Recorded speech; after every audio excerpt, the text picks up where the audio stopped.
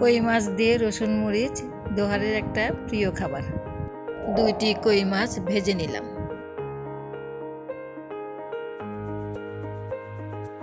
2টি রসুনের কোয়া, 20টি ভাজা শুকনা মরিচ, 2টি বড় পেঁয়াজ কুচি, স্বাদ মতো লবণ।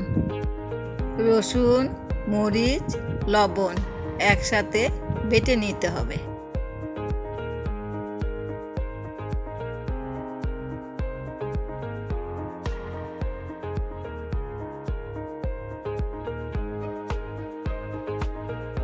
মাছ তুলে নেওয়ার পরে সেই তেলে আরেকটু তেল মিলিয়ে লাল করে পেঁয়াজ ভেজে নিতে হবে।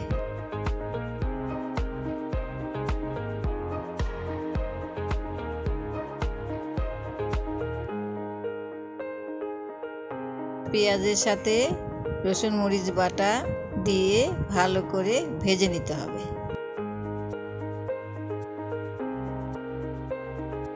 দিয়ে দিলাম একটু পাটা ধোয়া পানি।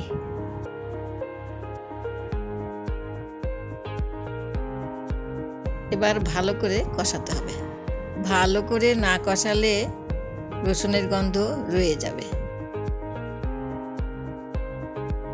ভাজা মাছের মধ্যে মশলাগুলি মুড়িয়ে নিতে হবে, ঠিক যেন কাঁথার মতো মুড়িয়ে আছে।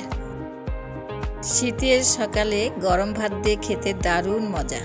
এই রান্নাটা আমার শাশুড়ির কাছ থেকে পাওয়া।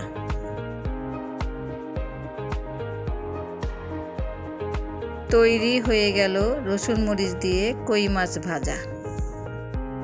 একবার হলেও রান্না করে খাওয়ার অনুরোধ থাকলো।